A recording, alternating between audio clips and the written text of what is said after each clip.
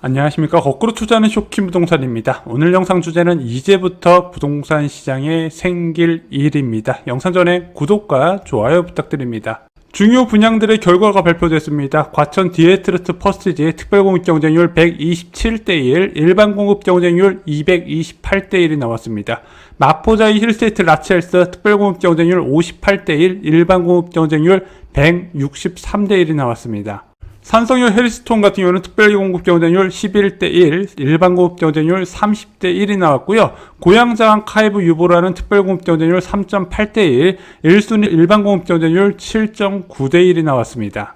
이번 4건의 청약 결과를 알 수 있는 두 가지가 있습니다. 첫 번째는 현재 서울을 비롯한 수도권 주요 지역에 전세 가격이 꾸준하게 올라가고 있습니다. 그러면서 매매 수요도 덩달아게 올라가고 있거든요. 거래량도 늘어나고 있고 상승폭도 갈수록 확대되고 있습니다. 이 와중에 사람들이 청약으로 몰렸다는 거, 그래서 과천 10만 명 몰린 것은 이해하는데 마포자이 4만 명이 몰렸다는 거는 청약시장 과열 초기라고 보셔도 괜찮은 것 같아요. 그래서 청약 수요가 많이 늘었다는 것을 인지를 하셔야 될 것 같습니다. 또한 중요한 것은 분양가입니다. 고양장항 카이브 유보라 전용 84 A타입이 6억 5천에서 7억 8천5백만원에 책동됐어요. 작년 말에 분양을 진행했던 고양장항 제일풍경채 7억 2천3백만원보다 거의 6천만원 가까이 올라갔습니다. 6개월 만에. 그럼에도 불구하고 84 타입은 두 자릿수 경쟁률이 나왔어요. 성남시 산성역 해리스톤도 그렇습니다. 전용 84 타입 저층 위주로 공급됐음에도 불구하고 분양가가 11억 8천9백만원까지, 여기에 확장비까지 포함하면 거의 12억이었거든요. 그 산성역 해리스톤 아래쪽에 산성역 자이 푸르지오 있습니다. 신흥 2구역 재개발 단지인데 여기가 2020년 84 타입이 분양가가 7억 1,400만원이었어요. 지금 5억 가까이 올라갔다는 거죠. 산성역 해리스톤은 인근의 산성역 포레스티아보다도 분양가가 좀 높았다는 평가가 있었어요. 하지만 공개된 청약 경쟁률은 놀라웠습니다. 일반 공급 경쟁률이 30.5대1이 나왔습니다. 620명 모집에 18,952명이 지원한 거예요. 자, 높은 분양가에도 수요가 넘치는 게 확인이 되고 있습니다. 이것은 두 가지로 해석할 수 있어요. 청약자나 무주택자들이 앞으로 더 분양가가 올라갈 가능성에 대해서 생각을 하고 있고, 또 하나 공급이 많지 않다는 것도 같이 체크를 하고 있다는 걸 알 수 있다는 거죠. 그럼 이번에 청약 결과가 부동산 시장에 어떤 파장을 부를까요?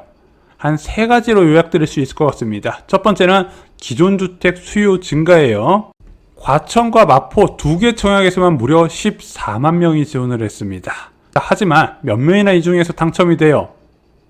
0.8%만 당첨이 되죠? 그럼 나머지 99.2%는 어떻게 됐습니까? 탈락하게 된다는 거예요. 근데 청약에서 탈락하게 되잖아요. 사람들의 마음이 조급해진다는 겁니다.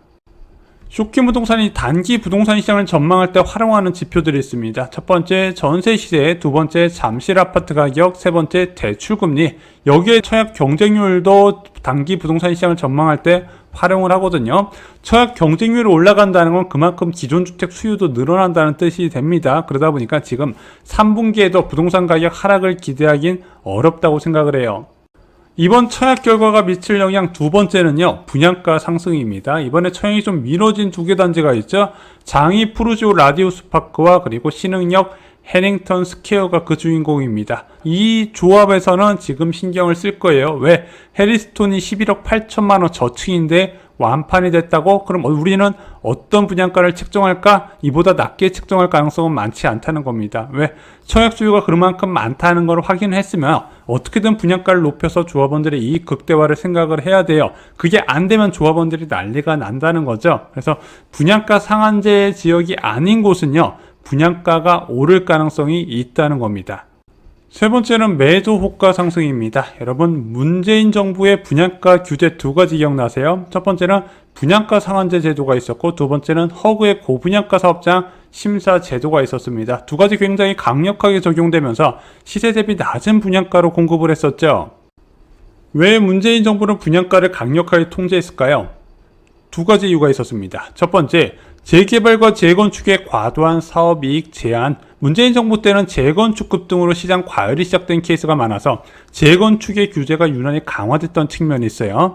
두 번째는요, 분양가가 주변 시세를 자극하기 때문에 이 분양가를 억눌렀던 측면이 있었어요.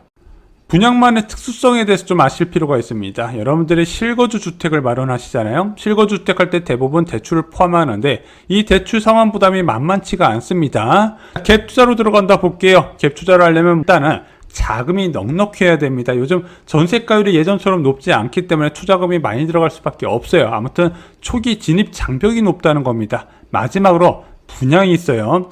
얘는 진입 장벽이 정말로 낮습니다. 왜? 계약금 10%만 있으면 완공까지 3, 4년 정도 여유 시간을 가질 수 있어요. 3, 4년 뒤에 화폐가치 하락에 따라서 시세 차익을 극대화할 수 있다는 거죠.